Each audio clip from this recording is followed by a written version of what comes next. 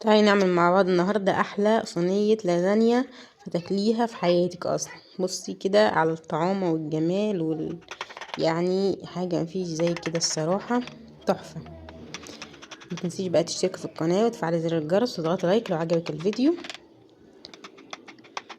هنا كنت بقطعها بقى وطلعت حتة كده، بس دي كانت بعد ما بردت طبعا. كانت بالشكل اللي انت شايفاه ده، كانت جميلة والبشاميل مظبوط وكل حاجة فيها مظبوطة. وده جوزي كان بيقول رأيه. رأيك؟ رائعة. تسلمي ايدك. الله يسلمك بالهنا والشفا.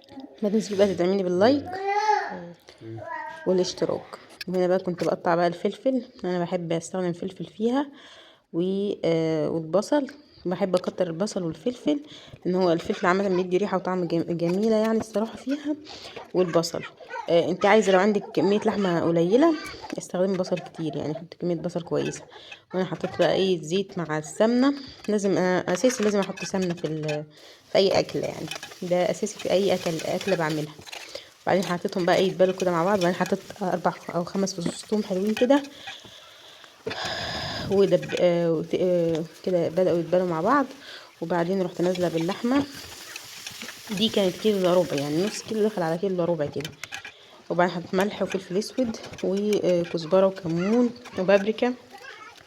حطيت رشة جوز الطيب وثوم باودر وبصل باودر. مش عايزه تحطي ثوم ما تحطيش. وبعدين حطيت طماطم ضربتها وصلصة. انا بحب اكتر الطماطم عشان هي بتطيب اصلا من السوائل، يعني بتمتص المكرونة السوائل وتطيب من كده. ودي بقى بعد ما اتسبكت مع بعض عملت بقى البشاميل. حطيت برضو كمية سمنة وزيت كويسين، وحطيت 4 معالق دقيق يعني هرمية المعلقة. وبعدين حطيت اللبن واحدة بواحدة. انا حطيت كيلو 800، بس هو اتفضل مني بشاميل يعني، فانت ممكن تحطي كيلو ونص على الكمية دي. انا بحب اكتر البشاميل، انا بحب البشاميل كتير. انا حطيت مكعب مرقة وملح وفلفل اسود ورشة جوز الطيب برضو ومعلقة معلقة قشطة اختياري. لو مش حابة تحطيها ما تحطوش. وحطيت رشة جبنة موتزاريلا في البشاميل. سبتها بقى لما وصل القوام مش تقيل ولا خفيف، حاجة في النص كده. بقى رحت جبت الصينية بتاعتي ودهنتها زيت من تحت. وبعدين حطيت كده كبش او كبشتين بشاميل. وبعدين هنرص المكرونة.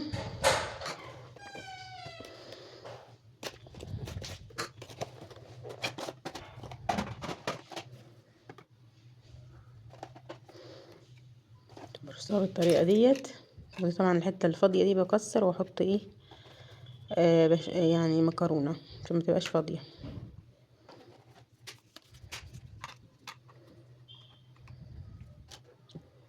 ما تنسيش بقى تقولي لي لما تعمليها، تقولي رأيك في الكومنتات وتضغطي لايك وتعملي سبسكرايب. وصلي على النبي في الكومنتات. هنا بقى حطيت تاني بشاميل وبعدين حطيت اللحمة. انا حطيت طبقتين يعني مكترتش عشان ما تبقى، لان ما تعلاش عن الصينية وبعدين تطلع بره الصينية. حبيتها تكون على قد الصينية بالظبط.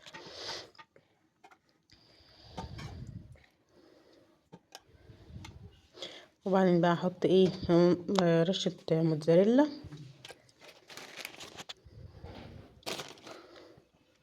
دي اختياري، مش حابة تحطيها ما تحطوش. وبعدين كملت بقى رص المكرونة.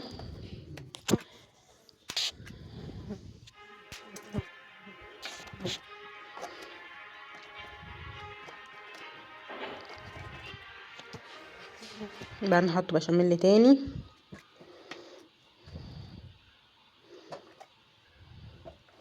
وبعدين نحط بقية اللحمة واحط طبقة مكرونة تاني وخلاص. ولو عايزة تحطي طبعا فوق اللحمة طبقة تانية موتزاريلا حطي، بس انا نسيت يعني كنت المفروض احط بس ما حطيتش. عايزة تقللي كمية الصلصة هي برضو كترت مني شوية، قلليها. كانت احلى صينية مش لازانيا ممكن تاكليها في حياتك. ما تنسيش بقى تدعميني كده بلايك واشتراك وتفعلي زر الجرس وتصلي على النبي في الكومنتات عشان نرفع الفيديو مع بعض، وتضغطي لايك عشان الفيديو يترفع.